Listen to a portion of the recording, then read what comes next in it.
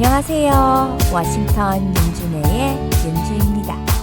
다음 주 수요일이 혹시 무슨 날인 줄 아세요? 아마 저의 유튜브 채널을 보신 분들은 아실 텐데요. 다음 주 수요일 4월 22일은 세계 지구의 날입니다. 제가 4월 한 달간 지구를 위해 할 수 있는 일들을 유튜브에서 해서 올렸거든요. 지구의 날은 갈수록 심각해지는 지구 환경 문제를 되돌아보는 날로 그 심각성을 일깨우기 위해 제정되었다고 하는데요. 여기서 신기한 점은 유엔이 아닌 자연보호자들이 제정했다는 것입니다. 그럼 지구의 날은 어떻게 정해진 것일까요?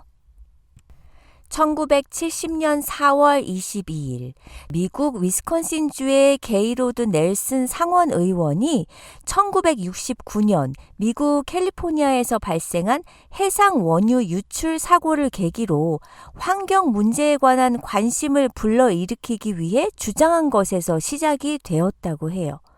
그렇게 탄생한 지구의 날은 하버드 학생이었던 데니스 헤이즈가 첫 행사를 열면서 확산되었다고 합니다.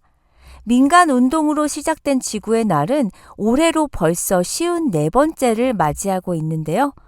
그러면 뭐 하나요? 우리는 더 열악한 환경에 처해 있고 화석 원료 등을 통한 무분별한 개발과 자원 남용은 결국 기후 위기를 불러왔잖아요. 어디 그뿐이에요? 사막화로 인해 벌어진 미세먼지나 황사, 동식물의 야생 서식지 파괴로 인한 코로나19와 같은 신종 전염병 창궐, 이상기후로 인한 폭염과 폭설 등 문제가 점점 심각해지고 있죠.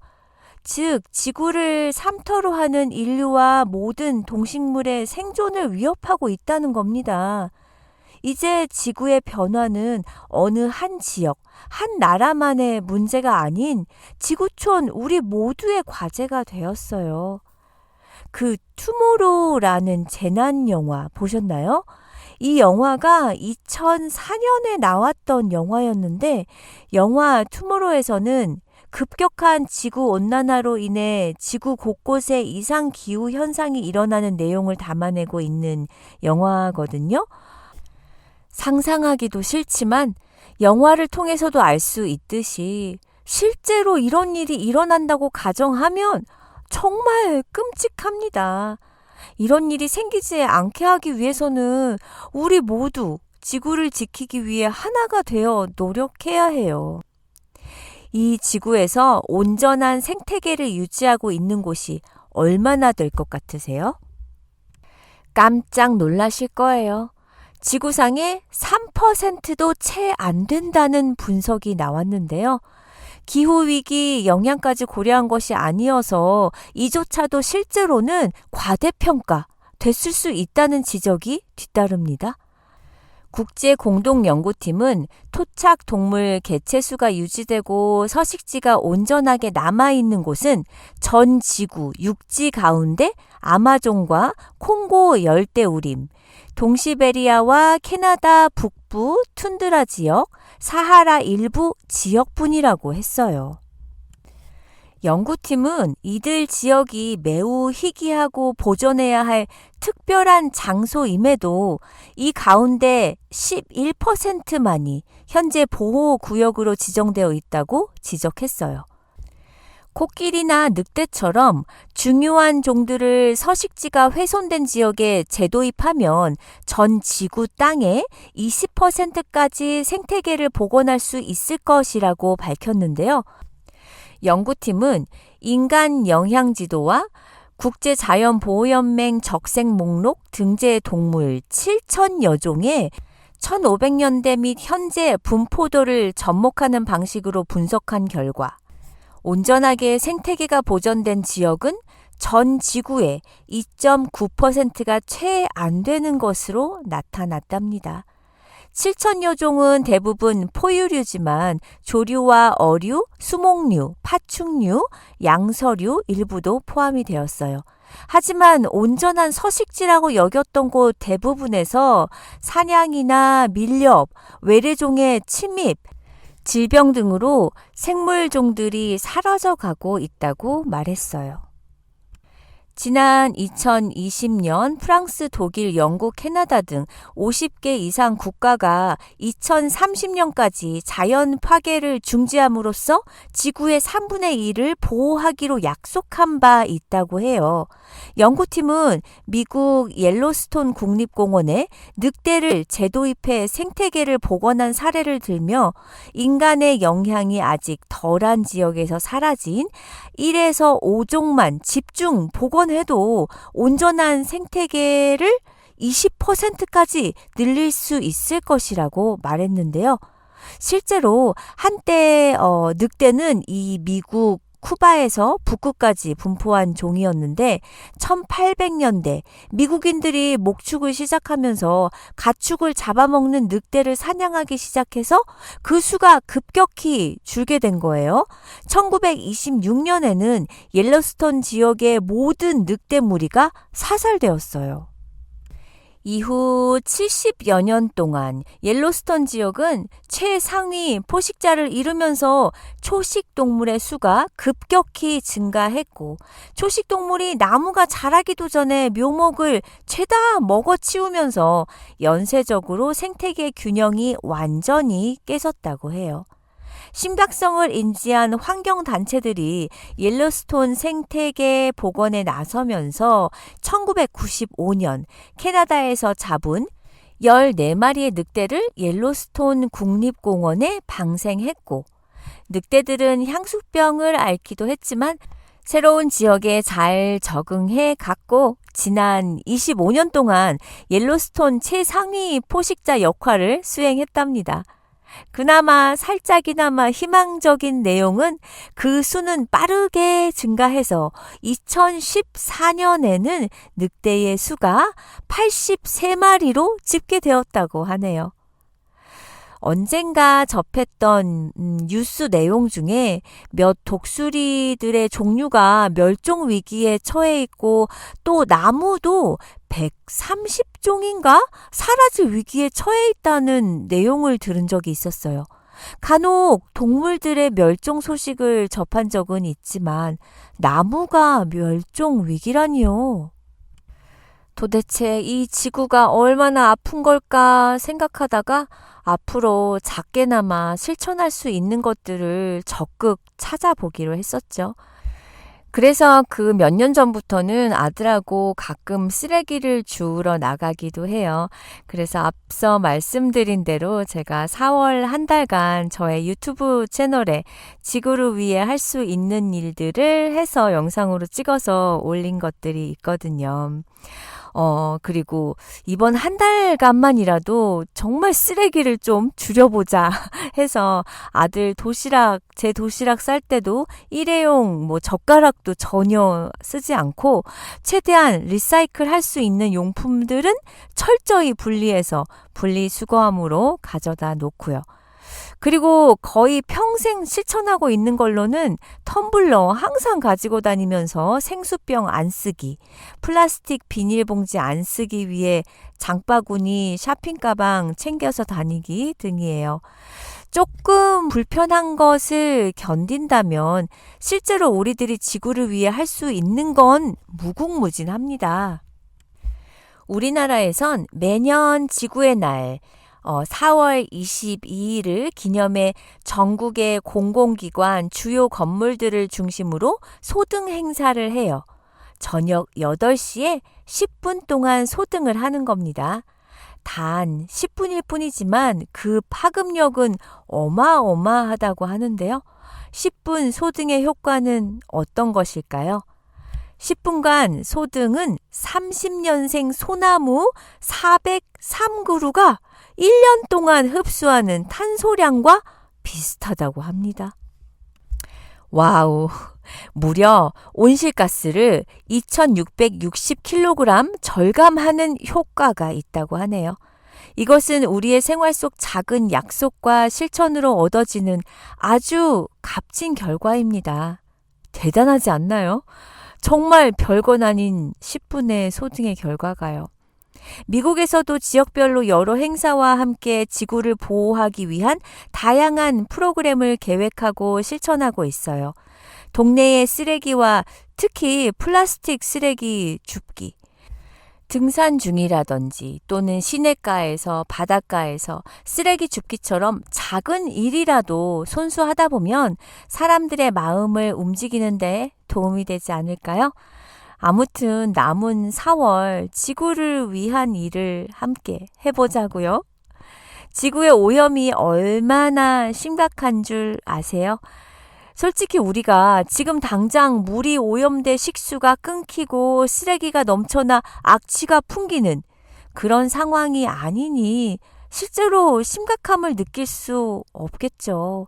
다만 작년 기준으로 사람들이 사용한 자연 자원을 모두 충당하기 위해서는 1.75개의 지구가 필요하다고 합니다. 우리가 생각 없이 사용하고 버리는 일회용 포장지와 플라스틱은 야생과 해양 생태계, 그리고 우리의 건강까지도 해치고 있어요.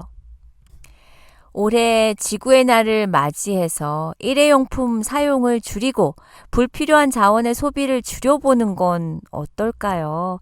또 우리가 할 수 있는 몇 가지를 생각해 본다면 음식이 어떻게 재배되고 어디서 왔는지 확인하세요.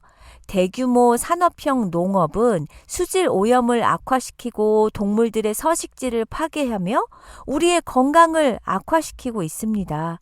특히 육류 소비를 위해 가축 생산 과정에서 배출되는 온실가스는 전 세계의 모든 트럭, 자동차, 비행기에서 발생되는 온실가스와 비슷한 수준으로 환경에 악영향을 끼치고 있어요. 하지만 변화는 우리의 식탁에서부터 시작될 수 있습니다. 육류 섭취를 줄이거나 채식을 선택하는 등 작은 변화부터 시작해 보세요.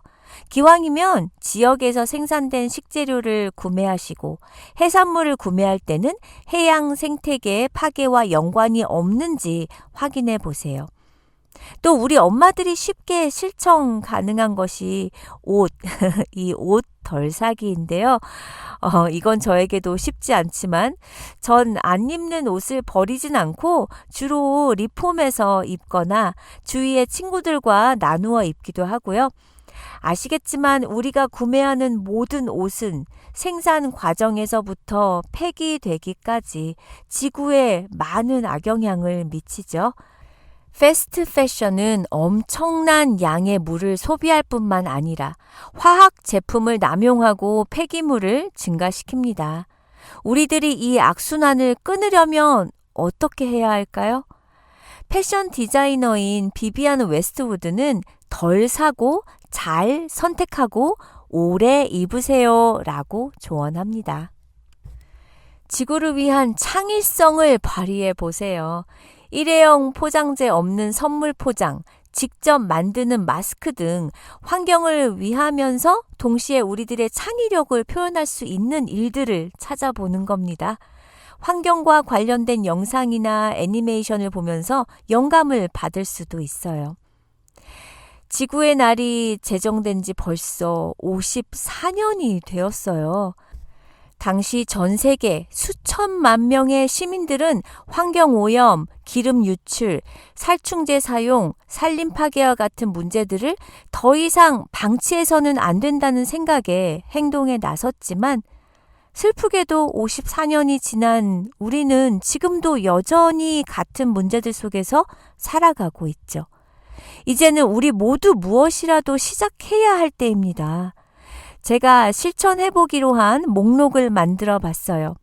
불편하시겠지만 우리 같이 해봐요. 쉽게 실천할 수 있는 거. 첫 번째로 마트 가면 야채 담는 그 얇은 플라스틱 백 그거 쓰지 않기로 해요. 돌돌이에 말려서 이렇게 쫙 찢어서 쓰는 그 봉투 말이에요. 무심코 야채나 과일 담을 때 은근히 많이 썼더라고요. 베지터블 백이라고 검색하면 많이 나오는 것들 중에 퇴비 처리 가능한 봉지도 있고요. 계속 사용할 수 있는 것들로 추천드려요. 서랍에 쟁여놓고 쓰는 온갖 사이즈 지퍼백도 썩지 않는 비닐류입니다. 저도 지퍼백은 정말 최대한 안 쓰려고 노력해요. 지퍼백도 다시 사용할 수 있잖아요. 야채나 과자 같은 거 담아 놓으셨던 지퍼백 한번 물로 헹군 뒤에 냉동실에 보관해 두세요. 그리고 다시 쓸 때는 한번 탁 털어서 쓰시면 좋아요. 지퍼백 최대한 안 쓰고 반죽, 양념 그냥 다 그릇으로 쓰면 좋겠지만 꼭 쓰셔야 할 땐 최소한으로 쓰면 좋겠죠? 전 아이 도시락 쌀 때 지퍼백 안 쓰기 시작한 지 굉장히 오래됐어요. 우리 많이 쓰는 일회용 비닐 장갑도 답 없습니다. TV에서요, 요리 프로 보면 요리할 때 비닐 장갑 끼고 마늘 하나 빻으면서 비닐 장갑 끼고 좀 그렇더라고요. 일회용 비닐 장갑이야말로 한 번 쓰고 다 버려지는 것들인데 최대한 안 쓰는 게 맞는 거죠? 플라스틱 제품은 널리고도 널렸습니다. 일단 가지고 있는 플라스틱은 안 버리고 쓰려고 해요. 대신 더 이상 안 사기, 버리지 않고 사지도 않아야겠죠? 누구나 쉽게 할 수 있는 또 한 가지. 귀찮으셔도 외출할 때 물병에 담아가고 도시락도 일회용 젓가락이나 플라스틱 포크 사용하지 마시고 포크나 젓가락 싸가지고 다니면 좋아요. 저 아시는 분은 최대한 비닐 안 쓰고 재활용하시는데요. 예를 들어 식빵 다 먹고 나면 그 플라스틱 백을 모아놨다가 그걸 끼우고 고기 손질을 하시더라고요. 일회용 비닐 장갑처럼 활용하는 거죠. 팔꿈치까지 커버되고 고무줄을 팔에 감아 고정시켜서 사용하세요. 또 식당 갈 때 용기 따로 챙겨가서 남은 음식 싸우세요. 일회용 용기 안 쓰려는 거죠. 그나마 요샌 식당에서도 일회용 용기 50센트 1불씩 차지를 하니 덜 사게 되기는 합니다. 또 빨대도 플라스틱이라 종이 빨대가 나오기 시작했죠. 집에선 스테인레스 빨대를 쓰면 좋고요. 최대한 플라스틱 용기를 안 쓰려면 욕실에서는 가능한 리필 세제 비누를 쓰시면 좋아요. 스펀지도 친환경 수세미로 대체하시고 플라스틱 면봉 쓰시지 마시고 세탁 세제들도 친환경 제품으로 바꾸면 좋겠습니다. 우리 아이들이 살아갈 곳이잖아요. 우리 엄마들은 자식을 위해 뭐든 하잖아요. 우리가 재활용으로 버린다고 다 재활용되는 거 아닙니다. 재활용 분리도 제대로 안 하는 사람들 천지고요. 우리가 처음부터 안 쓰는 게 환경에 더 도움되는 길입니다.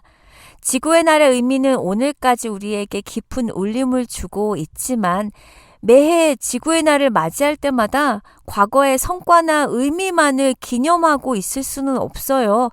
지구의 날은 바로 지금 필요한 행동에 대해 다 같이 목소리를 내는 날이 되어야 합니다. 올해 지구의 날에는 나 스스로가 지역사회와 함께 변화를 만들어 가 보는 겁니다. 우리는 다음 시간에 만나요.